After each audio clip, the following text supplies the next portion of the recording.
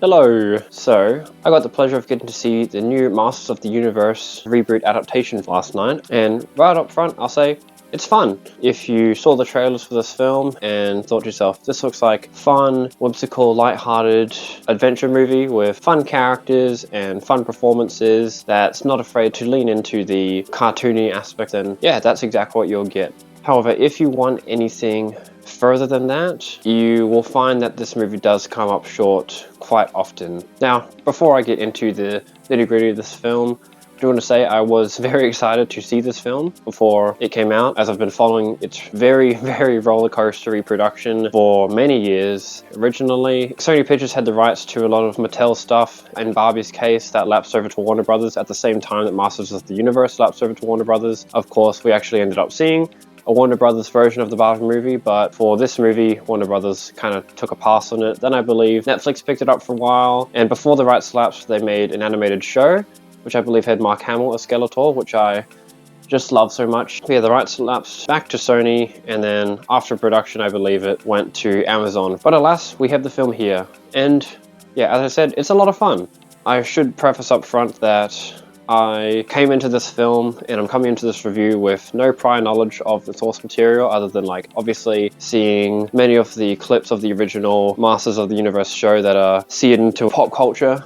People love when internet culture is referenced in movies that adapt it. It's great. But yeah, I'll start with a short non-spoiler segment, but the majority of this review will be spoilers, so I definitely encourage you to go see the film so that you can sort of get your own opinions before having your opinions tainted by me. As I said, the film is a lot of fun. It's a lot of that sort of sci-fi fantasy meld. I think in the most recent years, in blockbusters like Thor Ragnarok, oh my god, that came out 9 years ago. Oh my god. Yeah, Thor Ragnarok and even the Dungeons and Dragons film that came out in 2022 definitely follows in a similar vein to films like that in terms of the art style and tone. I'll say standout performances, there are three, which is obviously, and a big reason as well, I was very excited for this film. The main star of the film, Nicholas Galitzine as Adam/He-Man, just perfect. This actor, he popped up on my radar in 2023 when I saw Bottoms. He played sort of a antagonistic role in that film, but through that film he proved he's got a very, very good comedic timing, and between then and now we've got to see how friggin' buff he got for this film, and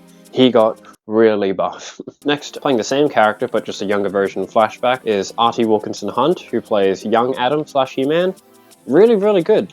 I usually, when I see child actors that have quite a lot of screen time, I kind of have my reservations because, they're a child actor, and especially when you have the knowledge of the character or performance they're trying to recreate, it kind of feels a bit disjointed, but Artie did a great job at believably playing a younger version of Nicholas Galitzine's version of He-Man. Even the casting is really good. And yes, as much as it does pain me to say, the honestly show stealer of this whole film is Jared Leto as Skeletor. I know I was definitely in the camp of many people that wanted them to recast this before the film came out, because as you can tell from the marketing, even the film itself is very aware of how much of a box office deterrent it is to have Jared Leto in that film. Before you see the film, you think, oh, Jared Leto's just voicing him, you can just replace him, redub it, but it actually is quite a physical role, and so it makes sense as to why they didn't recast it. Jared Leto really does deliver a pretty good performance and quite a memorable Skeletor, and any scene with him is honestly, I think, some of my favorite scenes.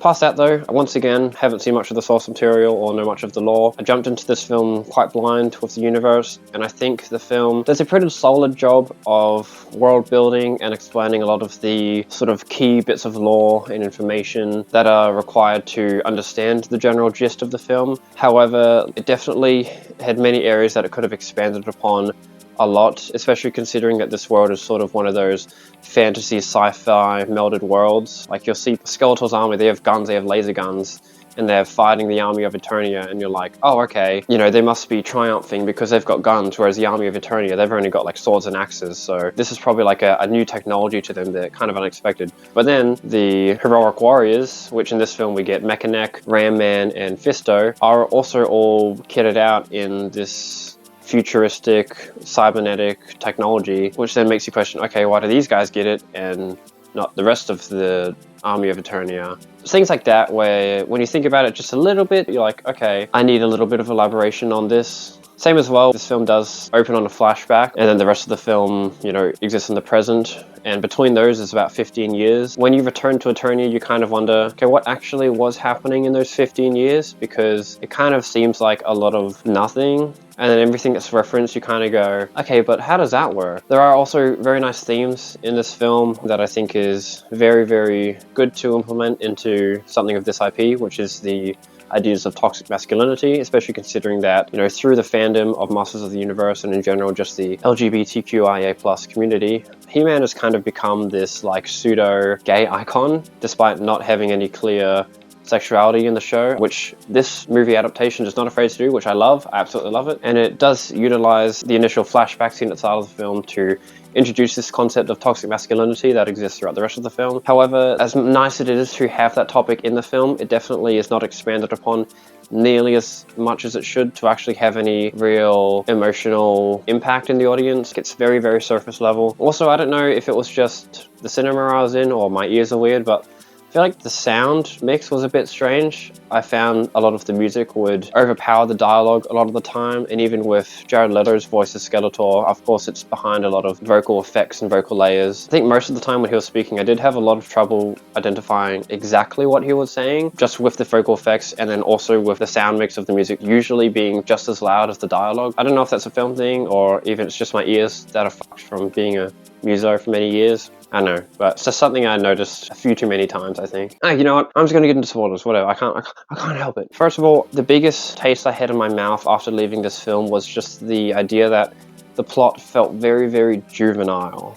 And by that I mean, it felt like when a kid, like a 10-year-old kid, has some toys and they are making the toys set out on an adventure, and the things that are happening, it's like, oh, like at one point in the film, Skeletor sets a trap for He-Man. Like he's like, hey, I've got your parent, you need to come see me with your sword, which is kind of the MacGuffin of the film, and then I'll make sure I don't kill your parents, whatever. And then He-Man's like, I'm gonna go get them. And then everyone's like, bro, don't go, it's clearly a trap. He's like, I'm gonna go anyway, because that's what a man would do. And then the character's like, okay, fine, we'll come with you then. So then you think, okay, right there, you have a pretty good point. Say he rocks up alone, he comes face to face with Skeletor, and then when he seems surrounded and overpowered, then the rest of his allies can get the jump on Skeletor and his crew, help even out the fight. But in the film, he just rocks up with his crew, and the crew just gets put in the dungeon, and then he's like, don't worry, I got this. But his plan is just to fight. Like, it's kind of ridiculous. A lot of the bits in this film feel like the writers go, okay, we've got to make sure we have all the heroic warriors. We've got Man-at-Arms, we've got He-Man, we've got Teela, we've got Battle Cat, we've got Roboto. But it feels very apparent that those are just kind of checkboxes. Like, okay, if we adapt Masters of the Universe, people are going to want to see these characters. But when we actually get into scenes that have all these characters, usually these scenes just prioritize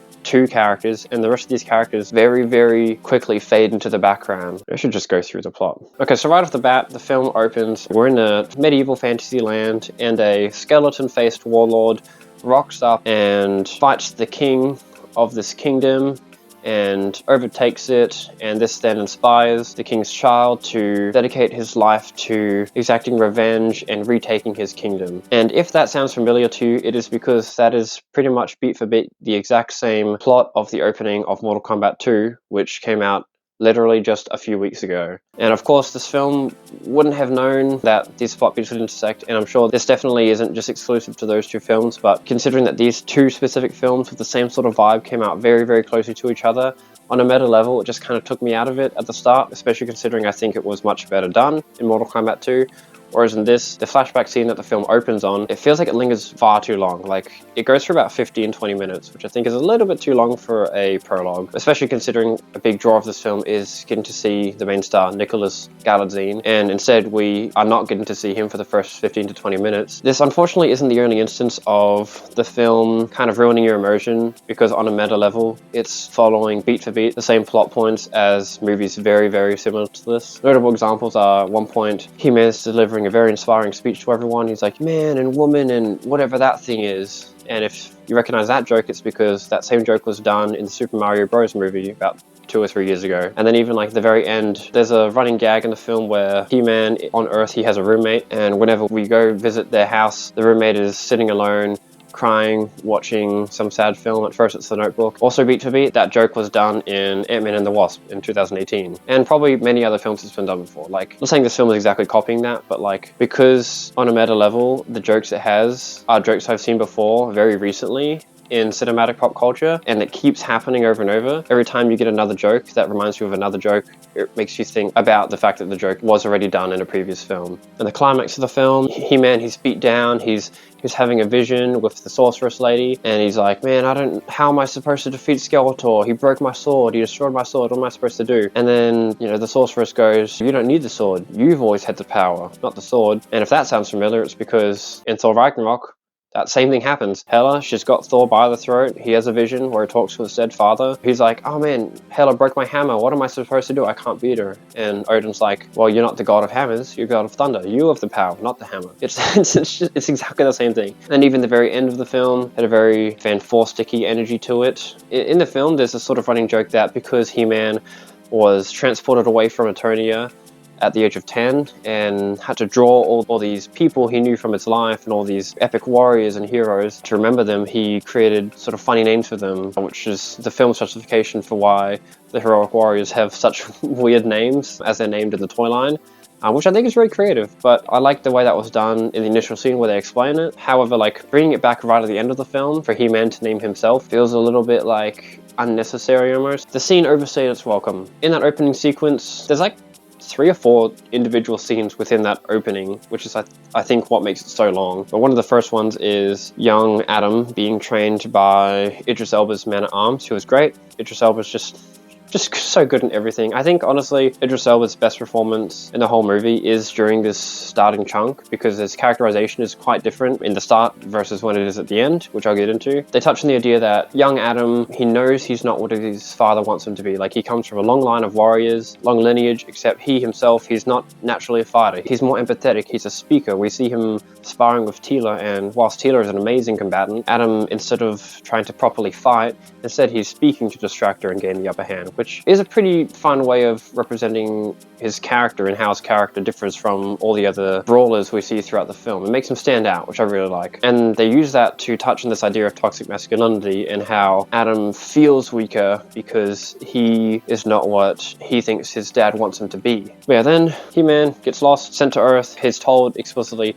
don't lose this sword, it is your only way back to Eternia. I'm going to hide you on Earth, but then, come back. So he gets sent to Earth, loses the sword, obviously, he's like a 10-year-old child. And then we flash forward, and it turns out he's been explaining this whole backstory to a woman on a date, which is kind of a funny reveal. Still expected, but, it's fine. Following this scene, we get He-Man going to his apartment, talking to his roommate, and his roommate goes, oh my god, did you tell this girl about all the crazy Eternia backstory stuff? He's like, yeah.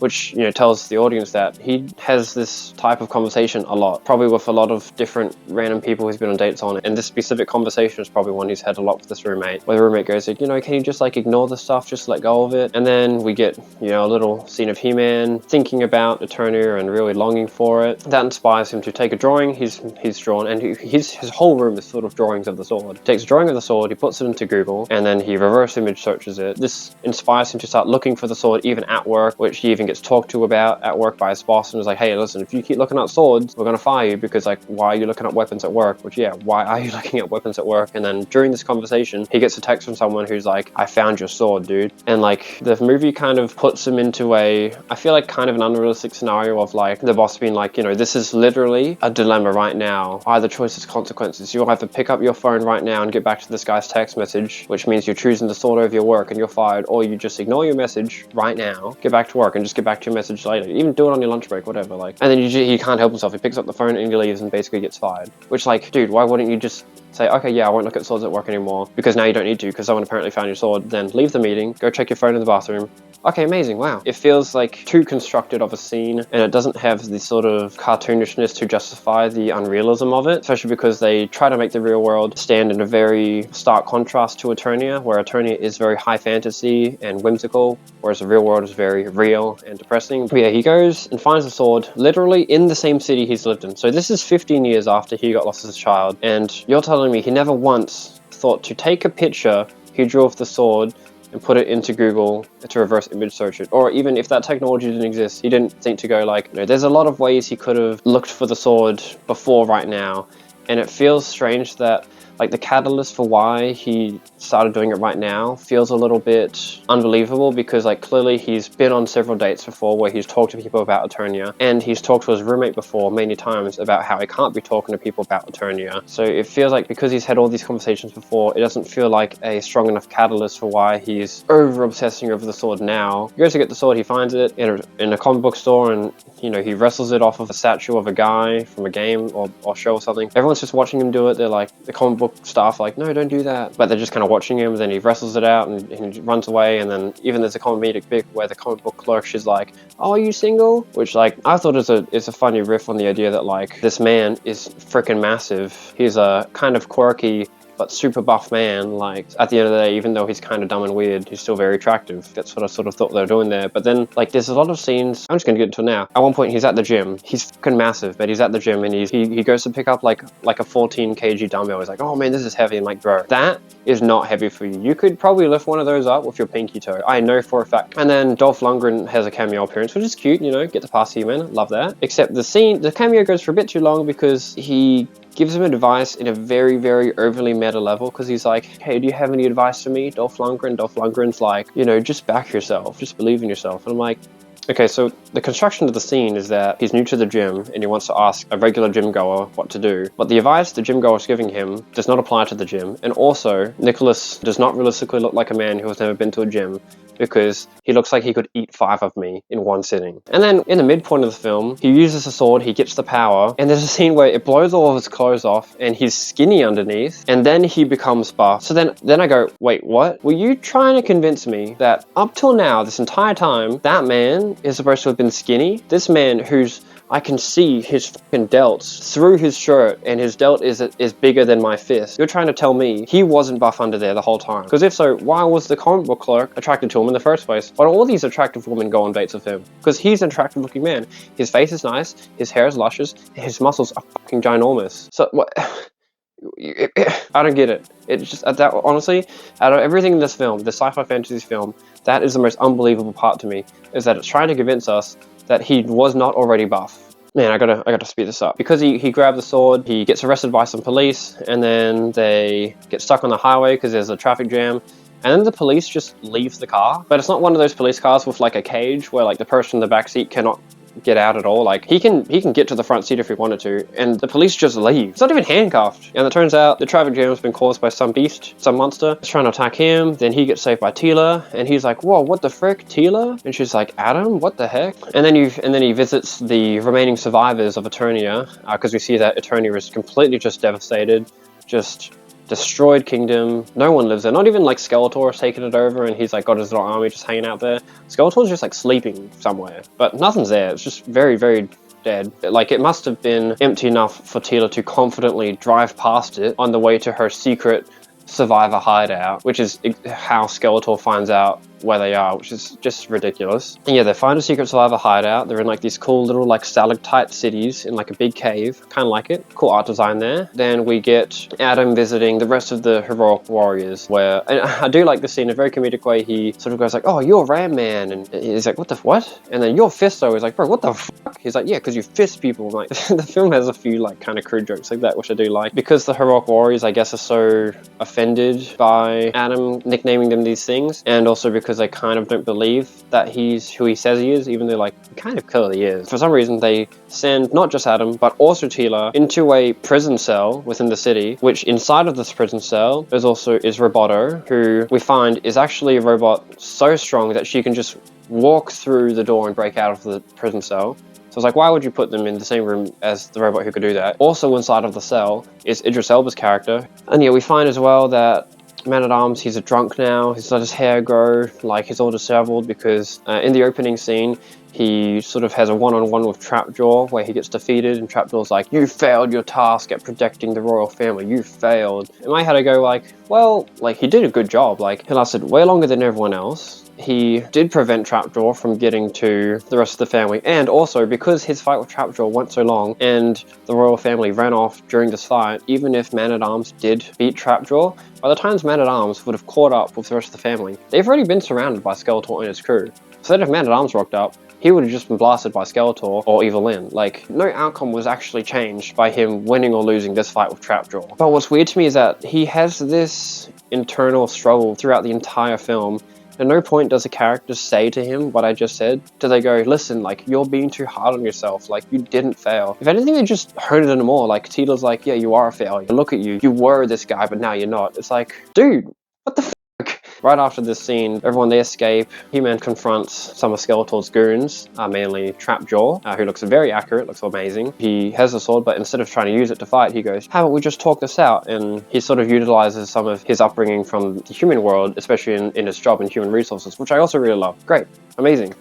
This is good writing, I like it. Except in that fight, it doesn't go anywhere because he starts speaking, and then Trapjaw's like, why are you speaking to me? And then just starts fighting. And then He-Man gets his powers, and then they do a little fun little ship fight, which is very indicative of the fight from Thor Ragnarok, where they jump out of the ship and start destroying other ships. And then within their ship, Man-at-Arms finds that his armor's been there the whole time. And then you go like, okay, maybe it's going to be like he's not going to put it on until he feels like he's earned it again. Like, this kind of is a source of trauma for him. But he just slaps it back on, shaves his beard, and he's ready to go. He's just a more drunk version of Man-at-Arms from the start of the movie. But like, why? If you think you're such a failure, why would you be so keen to jump back into this role without even at any point a character being like, hey, listen, like, you should join us in the mission. Even if you think you're a failure, this is your chance to redeem yourself. That never happens. He just decides it. And his character doesn't develop because, like, while he's wallowing, you know, in self-pity, he becomes a drunk. And then he puts on his armor, but he stays a drunk. Yeah, we have the scene where Skeletor's like, I've got your parents, He-Man, I've got him. And He-Man's like, I'm gonna go, because that's what a man would do. And then, once again, here is sort of the point where the toxic masculinity thing is very surface level. Usually in a plot,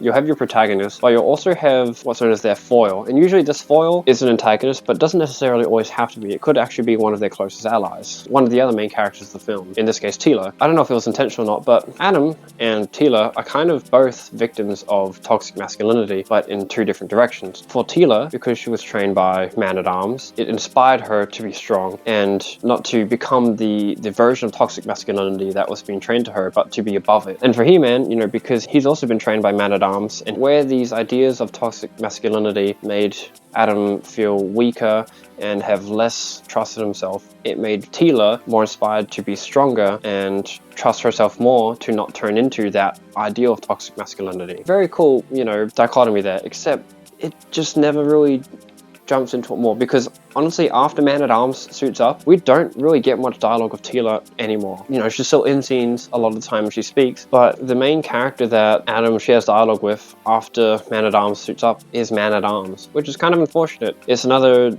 idea of the movie suffering a lot from having too many characters together than it knows to do with. But yeah, then Adam rocks up to Snake Mountain, and then we also find at this castle that Skeletor has all the prisoners from the little survivor camps that were invaded, which then makes you go like, okay, all of these survivors fit in one dungeon. Is this all the citizens of Castle Grayskull that are left? Because that's not many. Like, if they can all fit in one dungeon, like, there's not much of a society to rebuild, unfortunately. And honestly, like, Skeletor doesn't even seem that evil. Like, when he's interrogating the survivors as to who He-Man is and where they went, you know, he's like, I'm gonna kill this guy to prove to you that I mean business. And he kills Moss Man. Really sad. But then he picks up this lady who is established earlier on that was one of the bullies of He-Man when he was a child, and she's being choked, and then Fizzler's like, I'll tell you.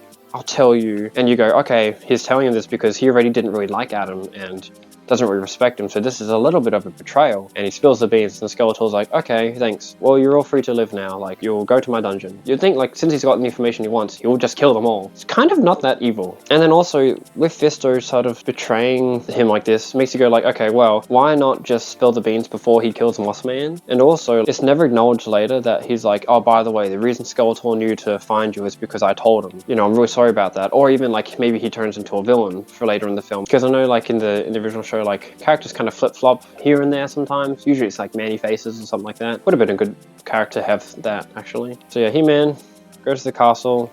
His dad's there, he's old. Then he fights like all of Skeletor's crew alone because he has the power and he's like unstoppable, power of a god. Which isn't really fleshed out, like what really is the extent of this power of a god. He beats everyone but then he like accidentally like shoots a lightning bolt and it like causes some rubble to like crush his dad, and then he has a really sad scene with his dad before he dies. And during the scene, like this bit goes for like maybe like 2 or 3 minutes, and the whole time you're like, okay, Evil Lyn and Skeletor are still in the room. Where are they? Are they just watching him have this like really sad heart-to-heart conversation? And then yeah, after his dad dies, Skeletor just like walks in and just bops He-Man on the face, knocks him out, and I'm like, oh, okay, he was just watching. He was just like, okay, I don't want to interrupt, you know, it's a bit awkward. Then He-Man gets thrown into their dungeon, depowered, but still buff as fuck. He reconciles with Mom. No words are shared. He sees his mom, he says something, and then they cuddle. And then when we see He-Man later, he's just sitting against a wall on his own, and the character to inspire him to get back on his feet is Man-at-Arms, not his own mother. There's no point where he talks about his rocky relationship with his dad. He's like, you know, I really wanted to prove to Dad that I was the man he wanted me to be, and I was so excited for him to see me like this, and now he's gone, and I feel so bad. It's all my fault. His mom would have been a great person to be like, you know, like, I loved your dad as well, but, you know, he wasn't right about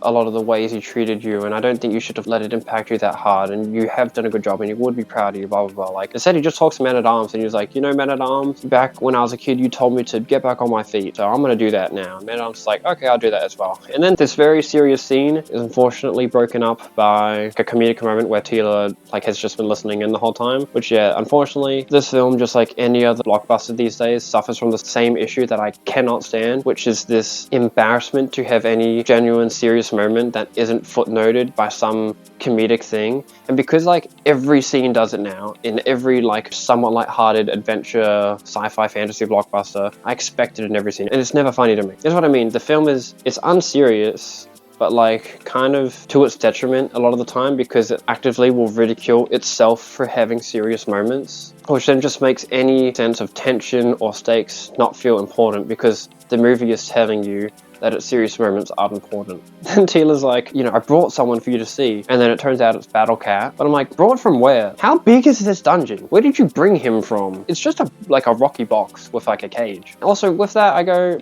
okay, well, here's Battle Cat. You know, they clearly didn't know what to do with him. If you want something interesting, Skeletor took over the kingdom when Battle Cat was a little cub. I feel like it would be quite realistic for Skeletor to have taken over the kingdom and been like, wow, you got a little green baby tiger. I'm gonna like make you evil, and I'm gonna raise you as my own. And then He-Man, you know, you have the classic plot beat where he appeals to his like humanity and his good side, and then Battle Cat decides that would be a great point as well for He-Man to be forced to not rely on violence or his power, and instead on his words and his ability to appeal to human emotion.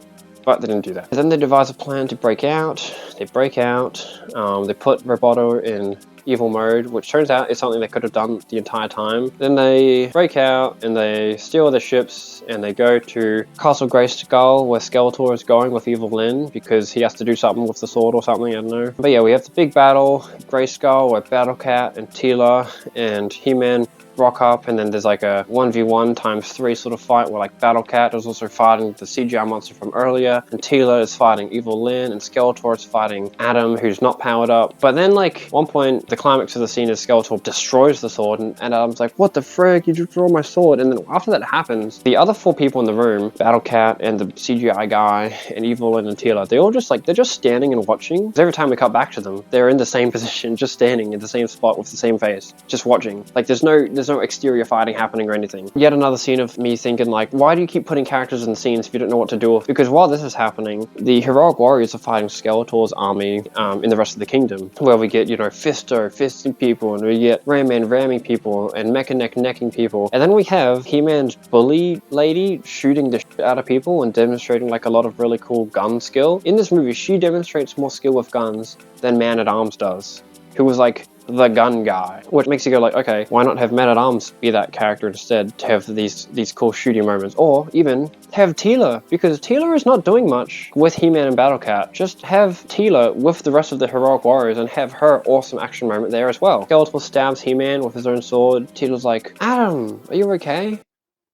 Just like stands there, doesn't go to help him or anything like that. And yeah, he's dying. There's a pretty cool scene where Skeletor's fighting him in his mind throughout like the different settings we've seen him in throughout the film, which is kind of fun, because then Skeletor shows up in these really funny outfits. He gets stabbed and he has this bit with the sorceress. So yeah, then he gets the power. This is the penultimate moment where he finally has the power to defeat Skeletor. Instead of fighting him, he goes, listen, can we just talk it out? I don't think all conflicts need to be solved with violence. It's beneath us, you know, we can talk about it. But then, obviously, that conversation with Skeletor doesn't work, and Skeletor and He-Man get into a fight. You know, when He-Man finally has the upper hand with Skeletor and is really scared them by demonstrating his godlike power, Skeletor's like, no, how about we talk it out? And then He-Man goes, we are past the point of talking, which I feel like completely just removes that concept of violence isn't always the answer. He-Man is given an opportunity right there to hone in his point that he's been trying to demonstrate to characters the entire film, and he ignores it, which then is telling the audience that it's not important, which I think is a mistake. And yeah, and then he just fucking kills Skeletor. So yeah, that's the end of the movie. I think if I could add in one little rewrite to ignore my biggest gripes of the film, I would say that maybe during the 15 years that He-Man was trapped on Earth, I think you should have explained that he spent those years taking in the lessons that he learned from Man-at-Arms and from his father about being a man, and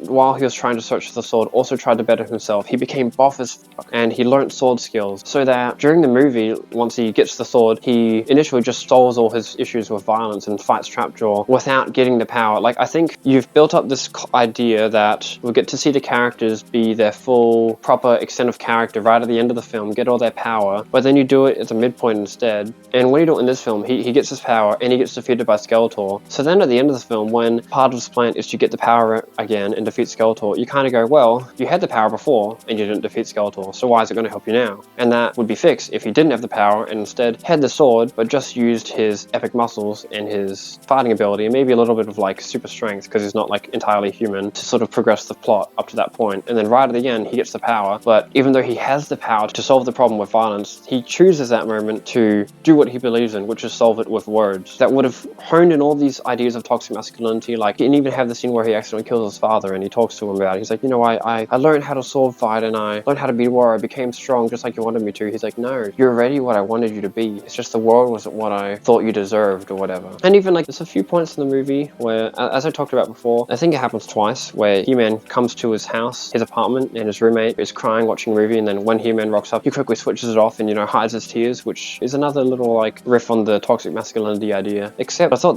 the smart thing would have been like, before He-Man leaves Earth, or even right at the end of the film when he goes back to see his roommate again, he goes, listen, I know you watch those sad movies and you don't have to hide it. It's okay to cry as a guy. Like, don't worry about it. Or even like, there's this kind of awkward scene where like the roommate is just standing green screen in the middle of a turning, like, wow, I guess it is all real. And I thought the natural progression of that scene was then to flip it and be like, okay, I visited your world, now you should visit the best parts of mine, where which he can take the heroic warriors, and imagine a scene where like the roommate and He-Man and Fisto Ram Man and Man-at-Arms or something are all sitting on the couch together and they're all crying watching The Notebook. I thought that was where that was going, because I thought that would be a good way to deliver on the joke, and also implicitly without saying it, throwing in the idea of the accepting vulnerability as a man. Anyway, all in all, that is my review. As I said, at the end of the day, this is a very fun film, and if you're not annoyingly nitpicky or cynical like me, you will enjoy it, and I still enjoyed it, even despite being super nitpicky and cynical. Part of what I was wanting from this film, especially considering casting Nicholas as the lead guy, is a little bit more